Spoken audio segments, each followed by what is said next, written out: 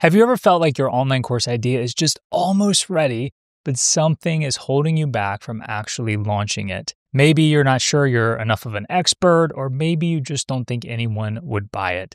Well, today's guest, Mark Taylor, felt all of that too.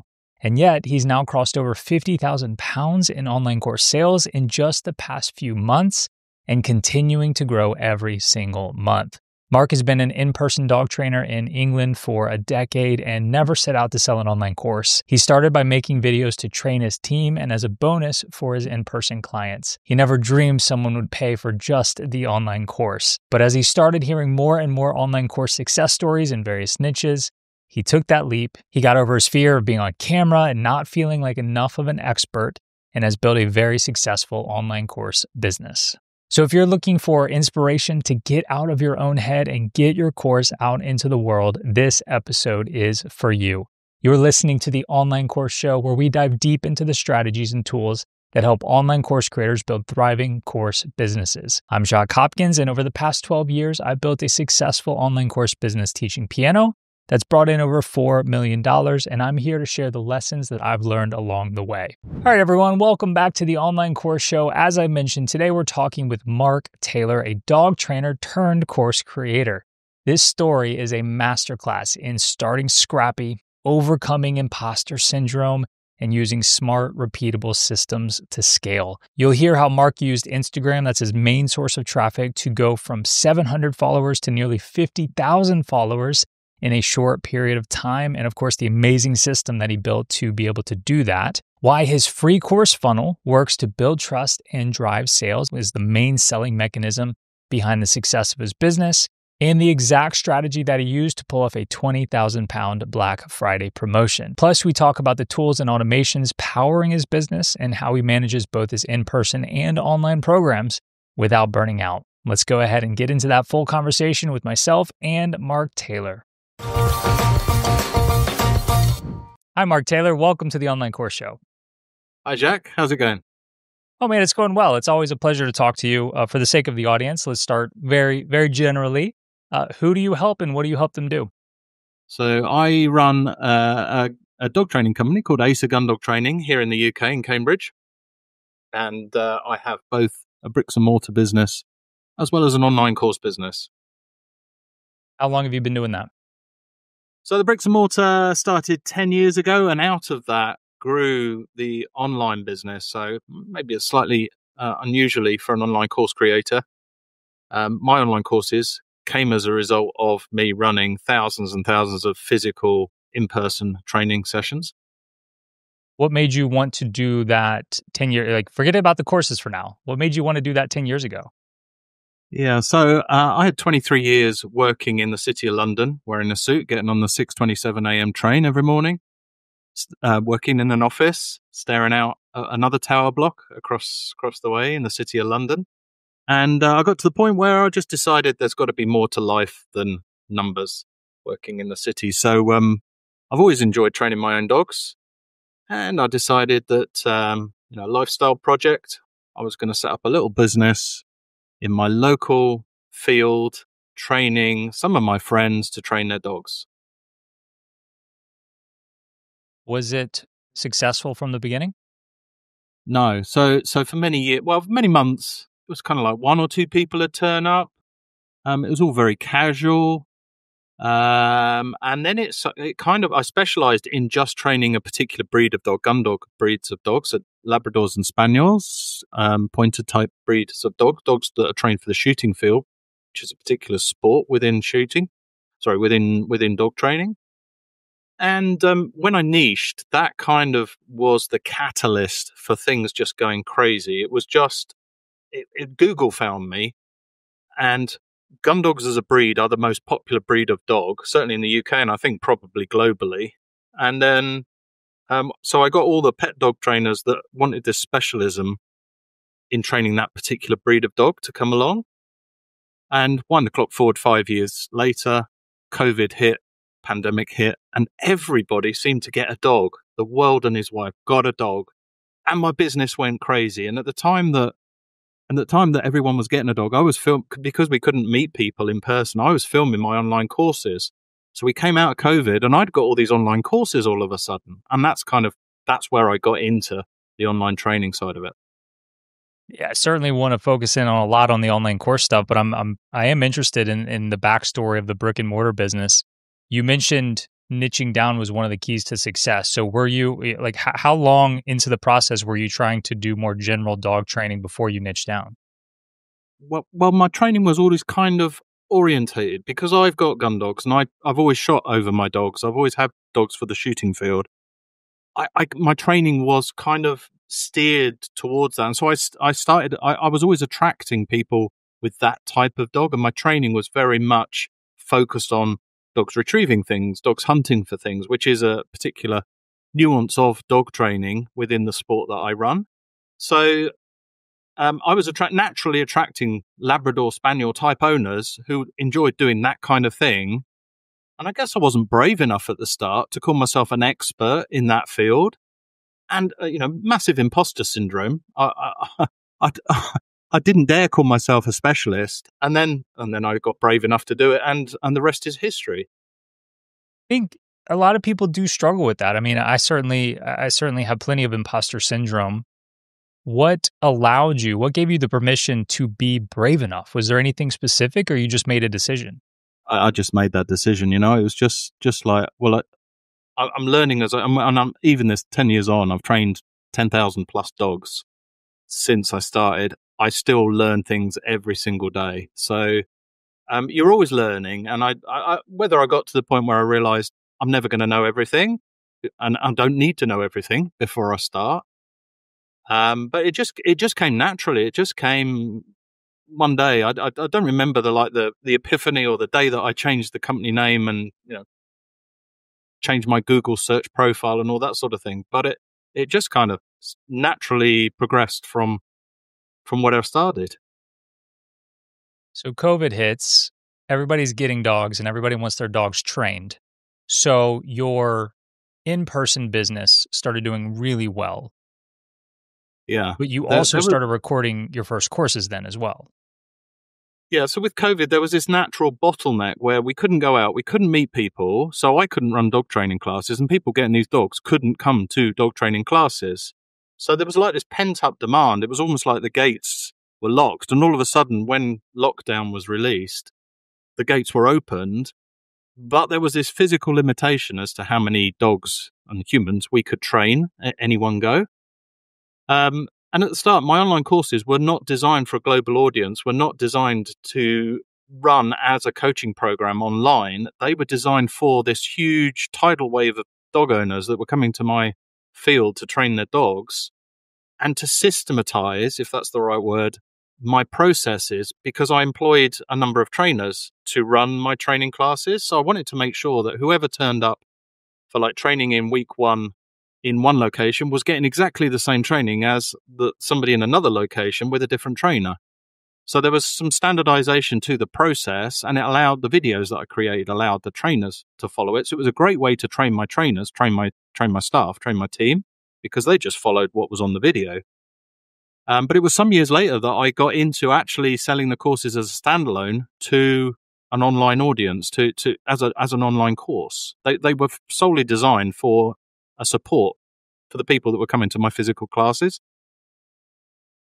So those first training videos you made several years ago, they were you just mentioned they were training your trainers, but then you also mentioned a support for the people who come into your classes. Your motivation for making those first videos, which one was it more? Was it specifically for your trainers? Like, who was the audience you were talking to in those first videos?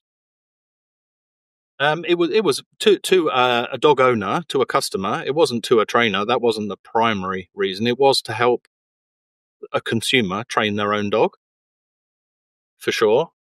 And when I started my first course, when you press the release button, I thought I was just going to get shot down in flames, but gradually, I was just getting really positive feedback from the people that I wasn't even charging for it. It was part of. It was just like an additional benefit of coming to my classes. And people were saying, "Oh, I love these. You should be on TV. You should do a TV series for this. You should contact a production company and get this like designed as something that could be released." And that feedback was kind of the catalyst for me thinking, actually, this is something bigger. The story then kind of evolves a little bit more, and my personal trainer, the guy that I was training with in the gym every day, also had an online course that he'd designed, and he said, "Well, you should think about selling. This is my program. You should think about doing these as a separate kind of business, because this is a huge market. You've done the hard work, which is creating the course, filming the videos, and scripting everything. You've got it ready to go. You should think about doing something different with this." And wind the clock forward, he now lives in Dubai and trains solely online, living the life in the sunshine all day. So it was his advice that kind of made me go home one day and think, actually, I could do something with this. That's really interesting, Mark, because a lot of people kind of get the idea for a course, selling a course, and they haven't made a course yet, right? Here you are sitting and you've actually made the course. It was just kind of for a different purpose. And you Yeah, hadn't really thought maybe this is a product in and of itself. And that relationship that you had with this trainer is what got you thinking that, oh, this could be its own product. for sure. What happens next? Do you know, for ages, I wouldn't appear on social media. I didn't even have a still photo. I didn't, that imposter syndrome was so huge in my head. I wouldn't even be in photos on social media. Yeah, but All all my, these people are telling you you should be on TV. for sure. That was, but as a natural introvert, that was something I hated. I hated all that kind of attention. And, yeah, I remember the first time I even put a photo of myself on social media. I thought, I'm just going to get slammed here. I'm just going to get all the trolls coming in. And then I can't remember my first ever video, but I filmed a few videos, and they really took the algorithm, short form on Instagram and Facebook. The algorithm absolutely loves videos as opposed to still images. It's content for people to consume, whereas a still image is a scroll past. So you have a successful in-person business. You know when you take this online and try to sell this as its own product, you're going to have to build a slightly different audience. Is that your motivation for posting on Yeah. Instagram? Well, yeah, it's a completely different demographic to somebody that wants to come to see somebody in person does not want online training. They are two different people. And when I tested my online courses as a standalone, like for example during COVID, we couldn't go out. So shall we do online training? None of my in-person customers wanted it. They hated it. They hated the concept of talking to somebody through Zoom. And that's perhaps what colored my view as to what these videos are going to be used for. Right now, I'm on your Instagram, just trying to scroll back in time and see Oh, because I know what a lot of your recent videos look like, and they're very well done. I'm just curious the difference between some of those original videos. You'll see where I mean, it's quite a while. I'll be back to, can't even think now. So it'd be back to summer 23, I think. Maybe Did you August 23. did you try to sell the course at all before you started posting on Instagram, or did you say, okay, I'm gonna sell this, so I need to start building my audience first, and then I'll try to sell it to an audience I grow? Well, I'd already got the product. I had no audience on social media, and the only audience I had on social media were my in-person customers who happened to follow me. So the only thing I ever used to, I always had this belief that social media or my what I should portray was my customers' success, my students' success. It wasn't about me; it was about them. So I'd post loads of photos. You'll see where my social media changed, because I just post photos of people posing with their certificates, and that was great because they'd then share that photo, that image, with somebody else on social media. So it got shared once. But for anybody else looking at it, it wasn't that interesting looking at loads of photos of people holding certificates. So I wasn't really using social media for the purpose of gaining an audience. And I probably had something like about 500, 700 followers. It was a tiny following at the time. So tell me about kind of launching the course for the first time.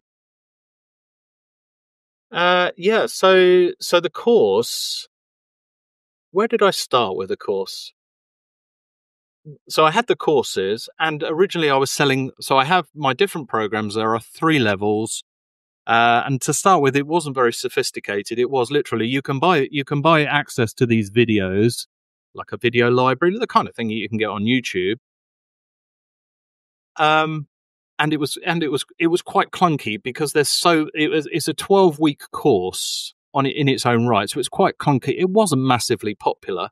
It didn't have quite the right appeal. I didn't have a market fit for it. I mean, tell me more about that. Like what I'm looking at next is, did you had these courses already for a different purpose. When you went to go sell them, did you feel the need to update, re-record the courses? I didn't, and one day that would be a project for me to do.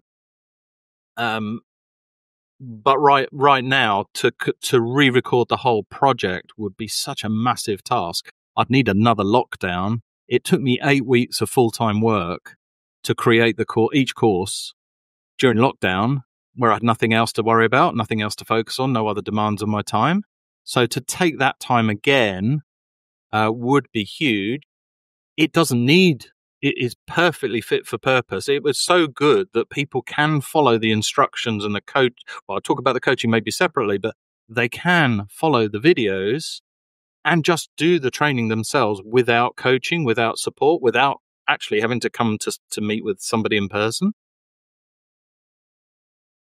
Do you remember the first time you sold the course on its own? Somebody paid you money through the internet for your course? Do you know, I don't. I maybe should have had that moment where I can remember since the business has grown. For example, I've just got my 10,000th email opt-in. I was watching my email opt-ins go from 9999 and tick over 10,000. You know, there's things milestones now I can see where my business. You know, I'm more focused on where my business is growing. There's things like that I see, but at the time, no, I didn't. It was just. It might have even been somebody that came to physical training and decided that they weren't coming back they couldn't commit to coming to classes anymore, so bought it online. I've probably had quite a few of those before it was ever sold as a standalone product directly. You know, a separate page on my website for people to buy it. So let's keep progressing in the story, because you don't remember specifically the first sale. They trickled in here and there. Yeah. And now you're selling many copies each month, right? So what happens next? So I created the email sequence to go with the product, the offer. So people could opt into my list and would get emails with an offer to buy it. But it was a pretty rough and ready email sequence. You know, it was pretty much buy my course, 5 times. And there was no discount. There was no time issue. There was no scarcity with it. It was just like buy it or don't buy it kind of thing. There was no nurturing. There was no value added in terms of what I was giving people before they were offered it. I was making it up as I was going along. So, but fill in the other pieces for me. Like, you were starting to build a little bit of an audience on Instagram, and then you were promoting something free from Instagram to get them over to your email list. Yeah, so to start, it was just join my email list. Would you like a weekly newsletter? And then after a while, I created what is still my lead magnet. It's a 5-module free online course. So it's 5 random dog training exercises. They don't create an outcome in terms of you're not going to train your dog with these 5 random modules, but they're really useful. They're the kind of way I train. It's like I deliver a 3-minute video, which is bite-sized for people to go home and practice with the dog. In the course, those 3-minute videos are built into a library, so they they're structured, and they build a sequence of behaviors. As you practice, we have more difficulty. So followed in order, that's what gets the outcome. That's what gets the result at the end. Whereas my lead magnet is just five taster modules, if you like, that people can follow. And it was maybe 3 or 4 months before I created that. But instantly, that was something that people really liked, the fact that they were getting a free course and would opt in. So I would send them to a traditional landing page. They would opt in They would, to start with, I didn't even have ManyChat. They would comment a keyword, and I would manually not 24 hours a day, but I was constantly like replying to their emails, sending them the URL link to my opt-in page. I remember getting off a flight. I've been to the Canary Islands, so I've been offline for maybe 2 or 3 hours while I was on this flight. And I remember standing at Gatwick Airport, sending out about 20 of these URLs whilst I was waiting for my suitcase to come off the carousel. I still remember that now. You know, it was so basic and so like clunky and so laborious doing it, but it was generating results. So. I've since automated lots of the processes, but to start with, those are all there was no link between them. It was all very clunky and it was all very manual. Was there a moment where you felt like this was really going to work for you? I think the biggest almost overwhelm was I ran a Black Friday promotion last winter, last November, and followed by Cyber Monday promotion. So one promotion like days apart, but a huge promotion. And I haven't got the numbers in front of me, but it made something like £20,000 in one promotion, and I was running at months of like 1,000, 3,000. You know, a good month would be 3,000, and suddenly I made 20K from one promotion from people that were in my list. So these weren't people in my welcome email sequence. These were people that I wasn't really doing anything with. They'd joined my list, but I got no kind of strategy as to how I was gonna approach having them on my list. The first time I did that was the Black Friday last year, and it just went crazy. And every night it's certainly towards the end, on Black Friday, I said to my wife, you know, this is crazy. Like I've had like 20 people sign up just this afternoon, kind of thing.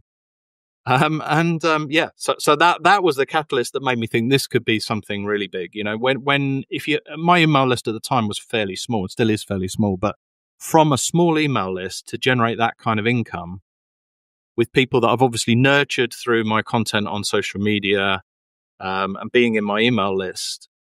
If you had a big email list, that's how you scale. It's just numbers. Then you do the same things, but to a wider audience. Did you do anything to celebrate that? No, I went to work the next day and stood in a field in the rain in November in the UK and did and in fairness, give me a field in the rain any day compared to working in an air-conditioned office on the 19th floor in the city of London any day of the week. That's my office now. Okay, so you just went to work the next day, but as you were in that field the next day working, having just made £20,000 over the course of a few days, what was going through your head? Do you know, it wasn't. I mean, I'd love to give you some romantic story of like, yeah, we went out and celebrated with a huge meal, or we went on holiday, or did something huge as a family. But it really wasn't. It was just like, you know, this could be my everyday.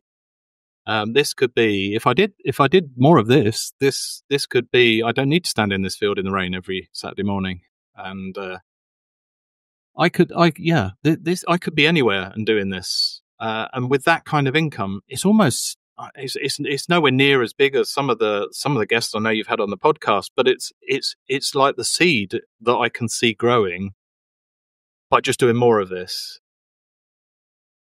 Has it been all butterflies and rainbows since that huge success? No, I've had bum months. My Black Friday promotion was followed by a January promotion, which absolutely nosedived. I made some rookie mistakes by sending emails to people that were disengaged on my list. The funnel timer was mistimed, so it could have been worse. The funnel timer, you know, on the countdown timer on your sales page, it could have cut them off before the deadline, but as it worked, it was a day after the deadline. So I was telling them, you've got 24 hours to go, you've got 6 hours to go, it's closing the doors now, but the timer was still saying there was another day. So I made some silly mistakes, didn't check the sequence, you know. Has it been roses all the time? No, it's hard work. It's hard work testing things, testing this, testing that, split testing things. Sometimes it works, sometimes it doesn't, but It's not easy. It's a lot of trial and error for sure.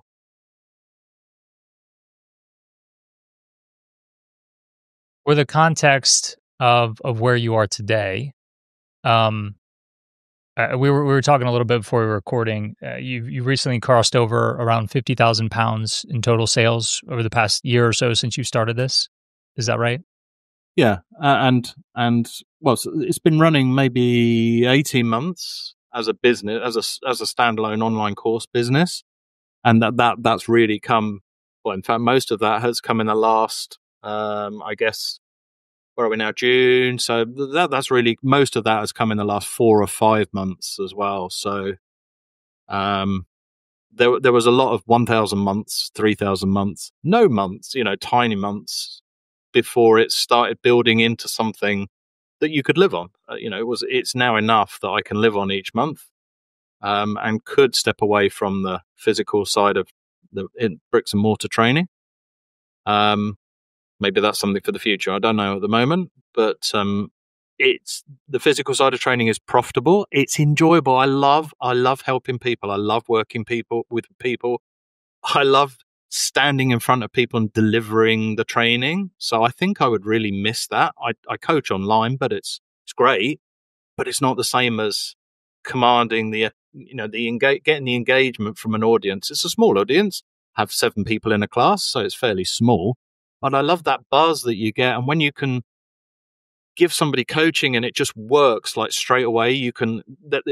Coaching online is asynchronous, so somebody will ask a question or share a video with what they're doing, and I'll come back at some point later, and I always record videos back, so I use Loom extensively to coach them, but it's asynchronous. There's always a time delay. Even if it's an hour, there's a time delay. It's not, you don't get the same feel as training people in person. So I do love that, but I couldn't do it 7 days a week anymore, like forever. I can't see myself doing that forever. So it's nice to have the two sides to it. So you said that it's the online course side of things is making you enough to live off of. It's starting to be successful. You also mentioned before that it is a good amount of work too. So for where you've built it at this point, what does your day-to-day or week-to-week look like as far as the course side of the business goes? So over the last year, I've worked pretty much 7 days a week on it. It's a full-time. This is my online business. It is my full-time job. I maybe spend less than half a day a week on my bricks and mortar business. It runs itself. I've got a team, an excellent team who do everything for me. I really don't need to get too involved in it. So most of it has been building stuff, and I categorize it into three different. I'm always in 3 different places. I'm either driving engagement, driving new leads in, so I'm doing stuff, creating content to get people in the top of the funnel, or I'm working in the funnel. So, for example, I'm now working on my next email promotion. So I'm going to need to spend several days writing a series of emails, or I'm at the end of the funnel where I'm in my academy, my online academy, coaching people. I'm either in one of those 3 spaces, and it's always a juggling act of which one should I be in at any one time to keep everything working as it should be. Which one do you think you're spending the most time on? Content creation for sure. What is your content creation process? So I've got grand ideas of becoming or creating a long form channel on somewhere like YouTube. There's just not enough hours in the day at the moment, so I'm just focusing on what has worked well for me, which is short form on Instagram and Facebook. Come off TikTok. I was not getting any traction on TikTok. I came off there, and it's just Instagram and Facebook. I've got a really engaged audience. They're great, and it works. So my content creation process is I will spend a lot of time now coming up with ideas and scripting the videos. So I do a lot of work before I even switch on the camera. What I was doing before was I was spending ages filming stuff and then ages editing stuff, and it didn't really kind of gel together. So there was quite a lot of post-production work. Whereas now I do all the work up front, so that when it gets to filming it, I just film the lines that I need to film. And then when I get back to my computer to edit the video, it's there or thereabouts. I'm just clipping in like a few seconds at the start and a few seconds at the end, maybe adding the transitions here and there and sorting out the audio. So it's really, really quick in the post edit. And then I try and post every day during the week. That's my goal at the moment. And that's what takes the time. Hey, jumping in real quick to tell you all about something really exciting coming up that you may be interested in. So you're listening to this episode with Mark right now, and I have been coaching Mark for over a year now inside of my coaching program. And if you are more on the beginning stages of things and you're looking for a proven roadmap to go from basically nothing to a profitable and launched online course business, then what we have coming up is a revamp of our popular signature program, Genesis Courses. Coming up is the launch of Genesis Courses 2.0. So I'm not going to give you all the details here today. That will be coming up soon, but Genesis Courses 2.0 will be launching on July 7th of this year. Now, this certainly isn't for everybody, but if you're looking for some handholding, a roadmap, accountability, coaching on your journey to success with an online course business, then I highly encourage you to check out what we have in store for you with Genesis Courses 2.0. The best way for you to be able to do that is make sure you're on the email list. Head over to theonlinecourseguy.com and enter your email address, and I'll make sure you get all the updates. And real quick, I want to share with you a few kind words that Mark himself said about being on the inside of my coaching program just a couple of weeks before we recorded this interview. The program's been amazing. It's completely transformed my business. If I look at where I've come in the last year, and I'm now turning £10,000 plus, which is about 13,000 US each month. That was the last 2 months, and I'm on track for that again this month. It's been brilliant. It's been absolutely fantastic. I've now got a system. I've now got a business, a systemized business. All I've got to do is keep pouring leads in the top, and then they trickle through the funnel, and the rest, it comes out the other end. So I got rid of that, and suddenly the needle went northwards. Yep. And I started selling, and that was all because of Renato. So he's like the voice of reason. So there's two majorly big decisions I made on the back of yours and his advice. Monica has written my emails. She's a wizard. She's changed my sales page. So she's been amazing. That was worth the year fee just for Monica's work. At the time, it was a lot of money to spend on it. It was the most money I've ever spent on a coaching program. So it was a big decision for me to join. But like I say, I've had my money back in spades, and it's only just started. It's been life-changing, for sure. This, for me, could be like what I do now forever. So once again, Genesis Courses 2.0 coming up on July the 7th. Make sure you're on the email list. Head to theonlinecourseguy.com. Okay, back to the conversation with Mark. You mentioned earlier that video is really the key component to success on platforms like Instagram. You're up to nearly 50,000 followers at this point. So it's one thing to just say, hey, you got to use videos and not just pictures. But then it's another thing to say, what exactly goes in that video. So what have you learned about the key to success with individual pieces of video content on Instagram? Sure. So this is what took the time. So when people opt into my email list, after they've opted in, rather than a thank you page, I take them to a form, and my form asks them, what's your biggest struggle? So I've been running that for over a year now, and I've got something like 2,500 data references where people have said, my dog pulls on the lead. I want my dog to come back. I've got 2,500 sentences or words that I've captured from customers, which have described what their biggest problem is. So I've got it in their words. And so I ran that through, some time ago, I ran that through ChatGPT, which came up with basically 6 pillars, 6 areas of content, and you're going to ask me what they are now. 6 pillars of content to create. So things like, I can, straight off the top of my head, I can tell you my pillars are things like dogs pulling on the lead, dogs running off, not coming back when they're called, puppy training. So everybody needs training for their puppies when they first get a dog, more advanced stuff, those kind of things. So I've got all those pillars in my content planner, and then I created some customer avatars to go with it. So I've got avatars like Busy Brenda, Knowledgeable Kevin, and so on. I've got these. I think there's 5 avatars that I've created that my GPT that I manage understands, and linked with my customer needs and my customer language. it's really good at coming up with, I say, I need to film a video. Give me 20 ideas for a video for one of my avatars.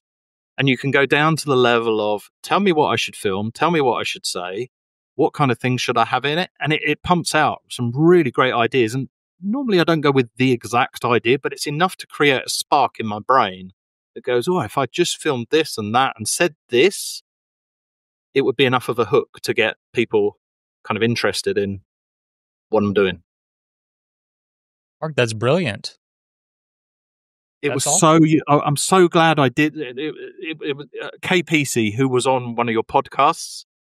I mean, I've listened to most of as you know, I've listened to most of your podcasts before I joined the Next Level Coaching Program. But KPC was on your podcast, and it was her that came up with this idea. And it was just one of those throwaway things. It was like a 5-minute training that she did on, can't even think what it was now. Like a webinar, I think it was. And I implemented it, and it's just one of those things that just runs in the background. And I always thought, well, what am I going to use this for? And then suddenly it was like the best piece of research that I could ever have done. Because if you go out to people and ask the question, 90% of them won't reply. You send out a survey, loads of people don't reply to surveys. So it was kind of like passively surveying them at the point that they were most engaged. When somebody's opted into a lead magnet, the next page they go to, that's prime real estate for something. Quite often people will sell tripwire offers on that next page. But for a year, I ran it as, tell me what your biggest problem is. And it's really easy for them to just type a few words and hit submit. And I've got that on their customer record. So then with ChatGPT, it makes the whole thing a lot easier to feed it a lot of data. So you just feed it all of this information from your ideal customers about what they're struggling with. But then also on top of that, you're feeding it some ideal avatars, and the combination of those two gives you the content ideas that's obviously working for you to grow your audience. That's it. You make it sound so easy. It's so simple. The hard work was getting the data in the first place. The easy work is what you do with it afterwards. With the technology now, it was easy. There's a lot of stuff it could churn out that would be absolute rubbish. But if you feed the right data in, and educate it, I'm finding it really useful in giving me ideas for stuff. So we have a bit of a chicken and an egg scenario here, though, because if somebody's listening and they haven't built their audience yet, and they don't have an email list, and they like they like the strategy that you're sharing, but they're like, wait, like I can't ask people what their biggest struggle is because nobody's opting into my email list, and the method for content creation in order to grow your audience that you're suggesting requires that to then create the content to grow my audience. So how would I start with a similar strategy given that bit of a conundrum? Well, a bit like everything with all, certainly my online course business, it's been refinement. It's been, you start with something rough and ready. You've got an idea of what people might need. Try that, and if you get a lot of engagement on what you post, do more of that. If you get crickets, do less of that. And by trial and error, you kind of narrow down what people need, what people are coming to you for. Another good source is when you post something that's engaging, that hits the mark, people will ask you questions about it. Those questions are gold because you can use those questions for future content as well. So the way things are set up today is you post to Instagram. Some videos obviously do better than others. Drive traffic to your own website to the lead magnet of this, basically what is a free course. They opt into the free course.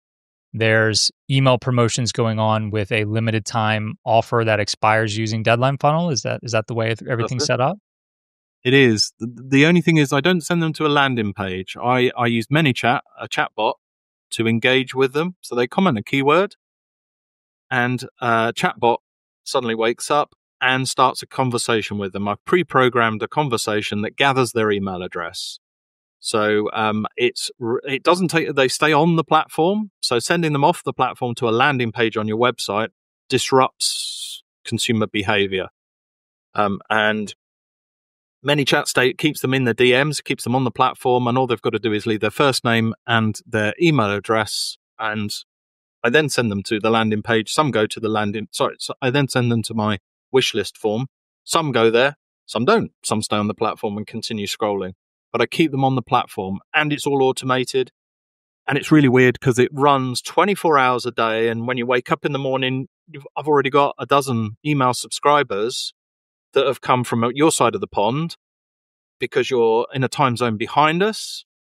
And then when I go to bed, it's really weird. It's kind of like working in the background all the time. People think they're talking to a real human being quite often when they opt in. So it's really efficient at gathering emails. 70% opt in. So 70% of the people that comment the keyword, 70% leave their email address. Amazing. So you've got this evergreen funnel in place that can land you sales on any given day, but you've also spoken about individual promotions as well. So is it fair to say that your revenue coming in is from a combination of the two?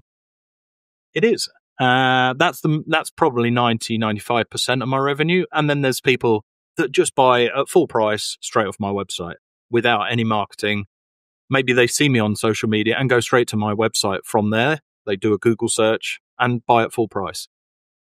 Okay, so the urgency you're using is a discount. So within the evergreen funnel or the promotions, you're offering what you would offer any day of the year except at a discounted price. Correct.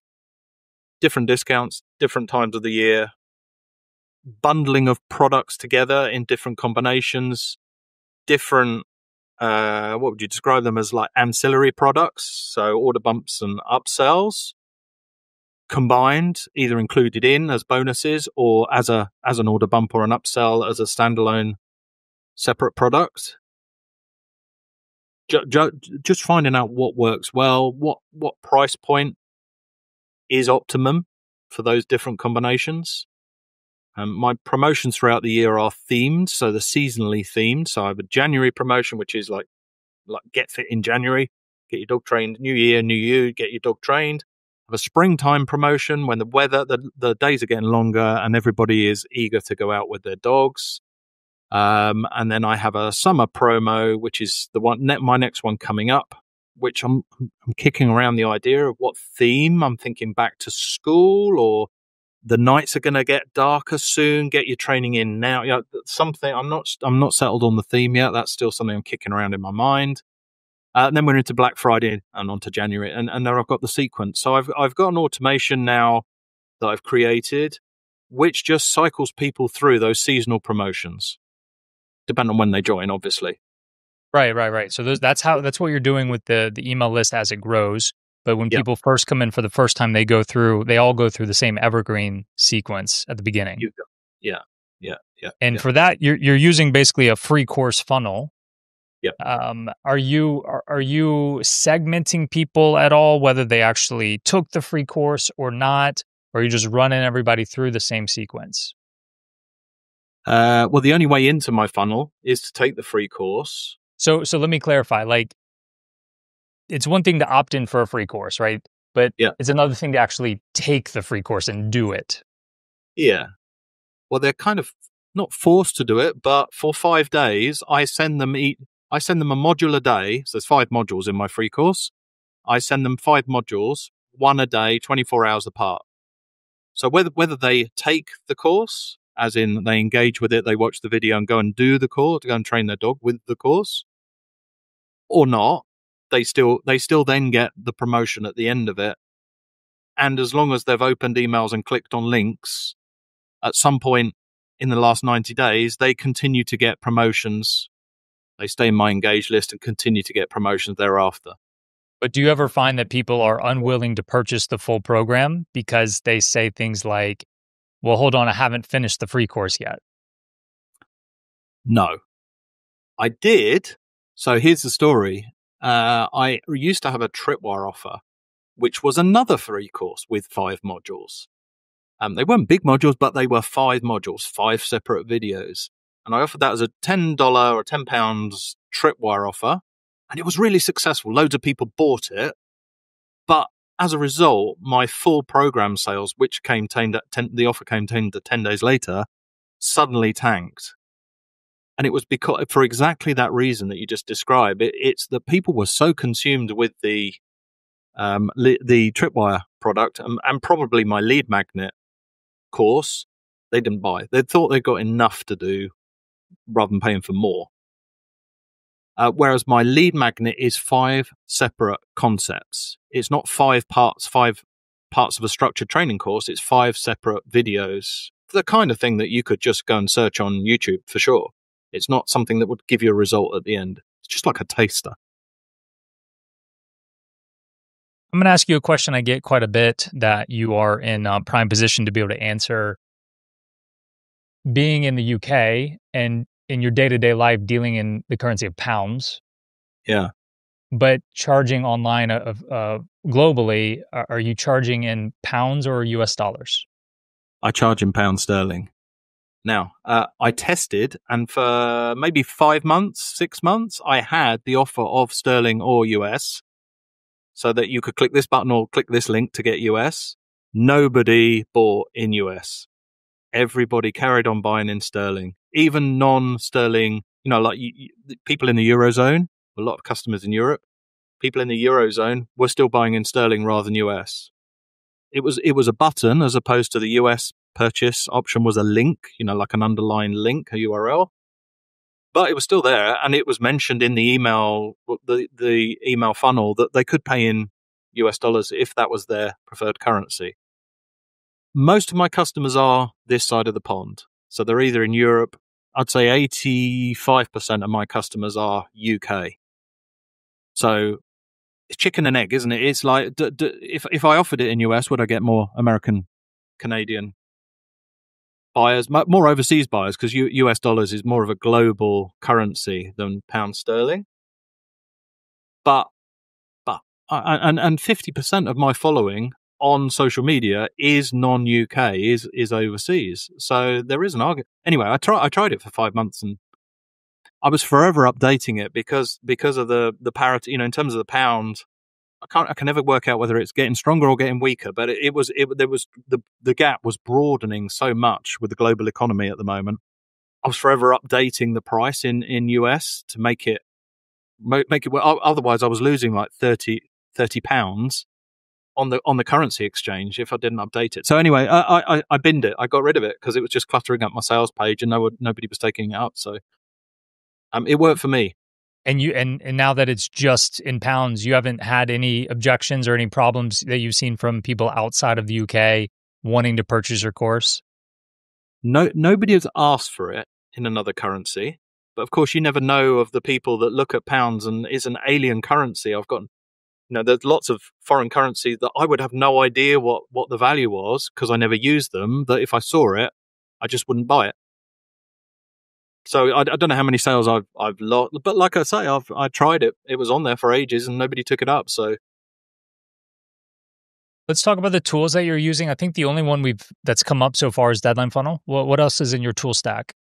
Yeah. So where do I start? So from social media, they go to ManyChat. From ManyChat, they go to ActiveCampaign, which is really the kind of the engine room of my business. It does everything for me. I use Zapier quite a lot to link various bits of tech together, where ActiveCampaign doesn't have a direct integration. I use Deadline Funnel as my countdown timer. And I run everything from, so my whole community or my courses are on Circle. Tell me about Circle. Why did you choose to be there? So historically, I ran a Facebook group for my clients and for basically my wider audience. And the Facebook group got huge. There were thousands and thousands of people in it who were once customers. And it's really difficult, even if you had the time, to remove people from your Facebook group. A, because they get really offended. It's almost like you've unfriended somebody. And B, because it's just logistically impossible to work out whether they're going to come back, whether they've left, etc. And it's just a complete headache. So the other thing with Facebook is that the algorithm chooses what it shows people. So I was finding I was posting really important training information on there, People were saying, well, I didn't even see it. I was on Facebook last night. I didn't see it. And that's because the algorithm chose not to share it with them. So anyway, it just became very difficult to manage my community on there. So I took everything. And the other thing is, when you're on social media is great for getting you to start the doom scrolling, looking at like funny dances and lip sync videos and whatever your thing is, it's distracting. When my clients are on social media, when my clients are on their courses and thinking about dog training, I want them to think about dog training and not get distracted by all the other stuff, all the other noise that goes on. So I moved everything off social media. I used to run my courses on Teachable and found Teachable to be really restrictive. It was great to start off with, and it did everything for me. The platform layout, everything was really good. But I outgrew it at the point that I wanted to start. I think they maybe now offer things like order bumps and upsells. But at the point that I wanted to move my checkout to be more flexible and add other things to it, it was really, really restrictive. And things like monthly payments and other payment options, it was just very inflexible. So I moved everything off of there and added everything in one place. And my community, my courses are now in one home. So when people are on Circle, they can see my training, they can see my community, they can ask questions, they can see the photos. Everything is on there in one place. It's one login, and it's just super intuitive. It's for me, it's all automated. So when someone joins, they get added. When somebody chooses to leave, they get removed. So it's really good for automating that whole process. You mentioned earlier you were nervous about putting yourself out there on social media. Now that you have, you ever get trolls, haters, bad comments?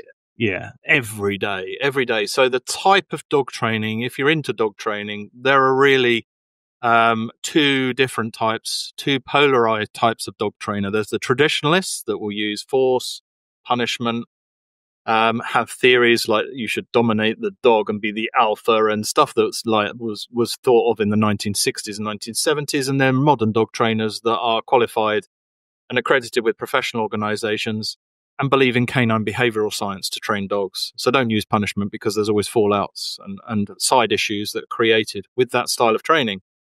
And the traditionalists every day jump on and criticize what I do. So I'm thick-skinned to it enough now that I can just carry on.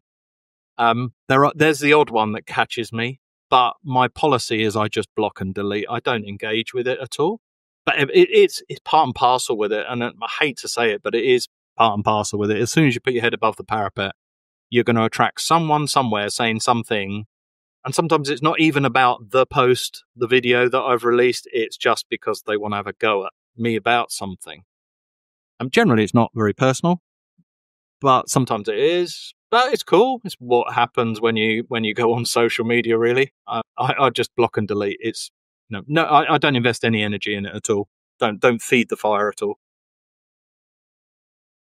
You mentioned earlier that you are a part of my coaching program. Whether it's mine or somebody else or somebody else's program, how important do you think joining a program when you're looking to do this, how important do you think that is? Well, I learned the error of my ways. So I described it when we were talking earlier about for months and months, it was pretty rough and ready, and I didn't really know what I was doing, and there was no sophistication to my process, my funnel whatsoever. I just wish I'd joined the program earlier because I had to undo most of what I'd done and rebuild it. If I just built it the right way from the start, it would have really worked. I would say, I'd have had to spend the money, but the investment would have been, I'd have saved so much time. But you live and learn with these things, don't you? It's one of these things that when you invest in, I see it as an investment.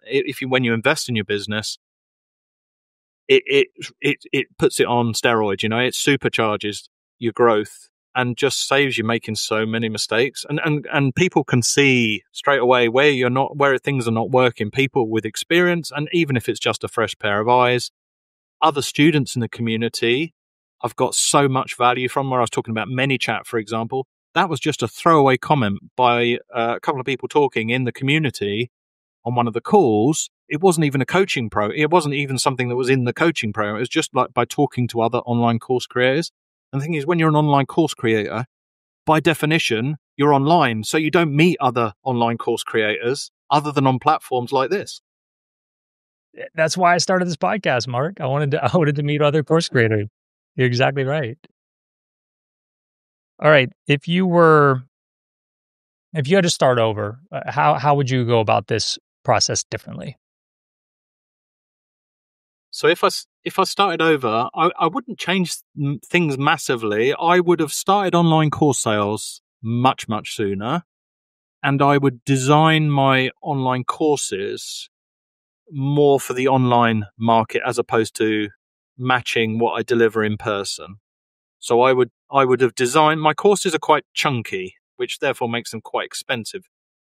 Now, in some ways that's quite good because that attracts a certain price point, but it also makes them more difficult because I've only got 3 main programs. It makes them quite difficult to market regularly. So I can only run a promo every 90 days. Now, in an evergreen sequence, that's not necessarily 90 days on the calendar. That's 90 days between promotions for each customer, which therefore means there is an income coming in all through the year. It's an evergreen.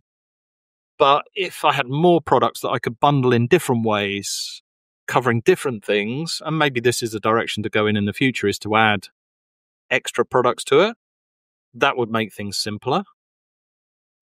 I would certainly have got I'd have got into online courses sooner, and I would have got coaching.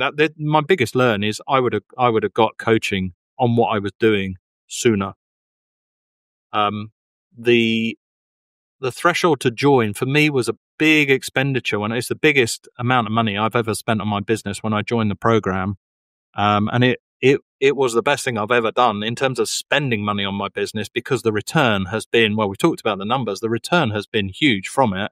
And I would never have got that return in that space of time. I would have been banging my head against the wall, making mistake after mistake, split testing this against split testing that, and going off on tangents and down blind alleys, doing things that I thought the customer wanted, but not necessarily. So it saved me so much time and so much money in the long run. What is next for you, Mark? Where do you see this going? Are you going to be on TV like they said all those years ago? Maybe not TV, but certainly bigger on social media. There are trainers with huge followings.